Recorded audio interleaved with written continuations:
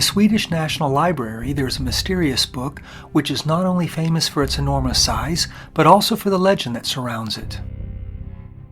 It's one of the most mysterious and bizarre books in our history, the Codex Gigas, or Devil's Bible. It contains a total of 620 written pages, written and illustrated on 310 sheets of parchment. Each sheet is almost 1 meter long. The complete work weighs 75 kilos, and it's estimated that about 160 animals were needed to make the parchment.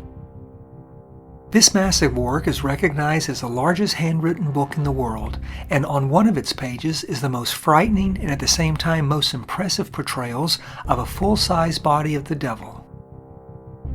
The history of this strange object can be traced back to the Middle Ages. Legend has it that it was written by a monk in just one night with Satan's help.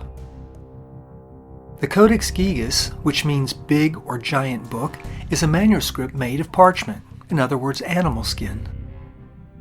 The book is said to have been written in Latin at the beginning of the 13th century by the monk Herman, who was known as Herman the Hermit. The height of the book is 92 centimeters, it's 50.5 centimeters wide and 22 centimeters thick.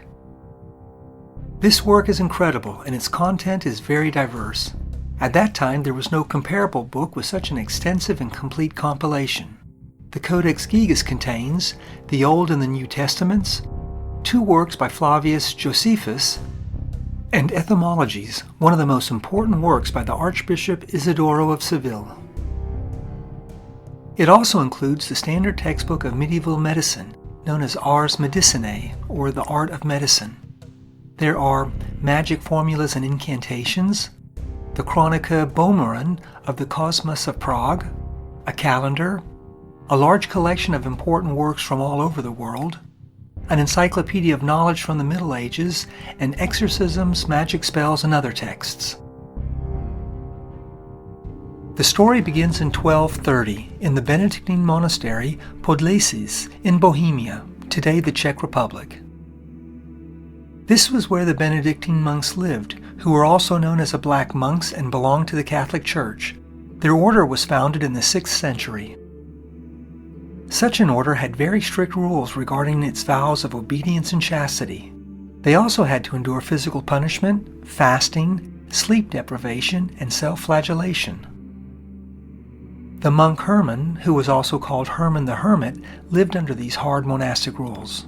Apparently, he had disregarded the strict order rules through carelessness and was therefore sentenced to death. He was punished with the most severe punishment imaginable, death. At dawn, he was to be walled, stone by stone, in his cell alive. Out of fear of punishment and with the intention of saving his own life, he asked the abbot for mercy and promised him in return to write the greatest book of his time. It was supposed to be a kind of collection with all the human knowledge of that time, which he wanted to write in only one night. In this way, he would at the same time provide eternal praise for the monastery. However, his abbot mocked his proposal and considered it impossible, but finally agreed. The condition was then to complete the monumental manuscript in a single day. Otherwise, his punishment would be unavoidable. The monk started writing page by page until he felt numbness in his fingers. He didn't really progress well, and with each passing hour, his unavoidable death approached. In these painful moments of despair, the monk asked the devil to help him finish the book. With this, he had sold his soul to the devil. In return for his help, the image of the devil was to be shown on a complete page. In addition, a curse was to be placed between the lines. If we take a look at the context and content of the book, we notice that the image of the devil stands out. Satan's picture can be found on page 290 of the book. As it seems, the curse that the book occupied worked very soon. The monastery ran into great economic problems, so the Benedictines of Podlasis had no choice but to sell the manuscript to the Cistercians of Sedlec, who were called white monks. The curse, however, still seems to be continuing, because soon the new owners also suffered from its consequences. It's said that an epidemic began in the cloister where the book was kept, possibly the bubonic plague, which spread throughout the monastery. The Habsburg Emperor Rudolf II heard of the book, which had been cursed, and felt a strong desire to bring it into his possession. These circumstances forced the white monks to hand it over to the emperor. The Codex Gigas left the monastery on the 4th of March, 1594, and never returned. Rudolf II, Emperor of the Holy Roman Empire from the House of Habsburg, included the book in his collection of curiosities at the end of the 16th century. His collection allegedly included unicorns, a kind of prepared mutated animals, the skeleton of a giant, pictures of strange-looking people, and even the famous portrait of Vlad III, known as Vlad the Impaler or Dracula. And among all these curiosities was a Codex Gigas. At the court of the extravagant emperor were also a large number of magicians, alchemists, astrologers, spiritualists, necromancers, and prophets, but also important scientists such as Johannes Kepler. He even arranged a secret audience with the well-known rabbi Yehuda ben Bezal Elo, also known as Rabbi Judah Loew. He was a famous great rabbi in Prague because he is said to have created the mythical golem. A golem is a human-like being of Jewish mysticism created from clay. Rudolf II promoted occult studies and became a persona non grata in the papal circles. Rumors came up that he played with black magic. However, no one doubted that he was possessed. He also secretly studied the pages of the Codex Gigas and searched for a hidden message. He tried to keep the secret because he didn't want people to think he was dealing with the devil.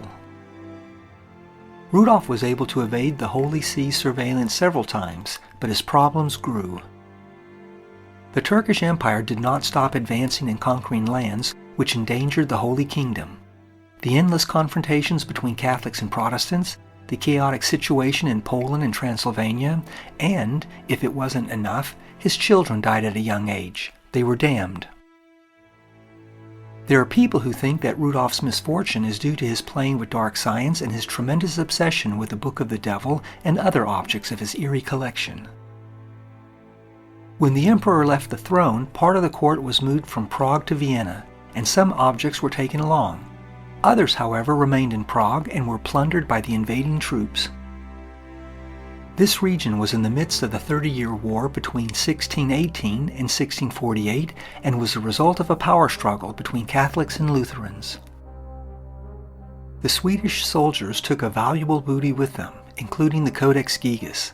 They transported it in a huge chest over a distance of 1,500 kilometers to Stockholm.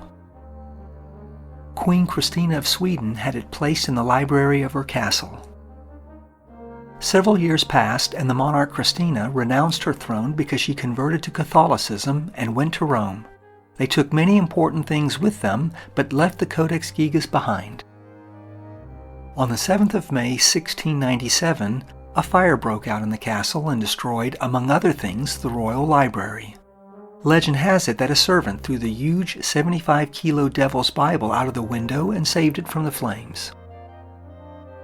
The book fell to the ground without breaking and was only slightly damaged. Apart from whether the legend is true or not much is generally known about this extraordinary work.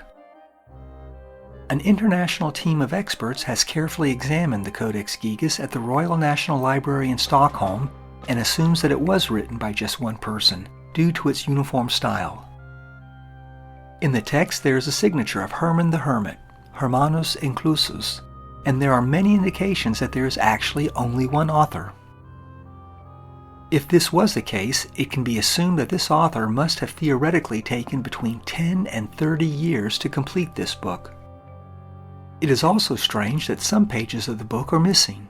They seem to be torn out, but nobody knows where they could be or what was written on them. Who stole the pages and where are they now? What did they contain? Maybe even some kind of a spell or incantation. There are still many remaining questions that may never be answered.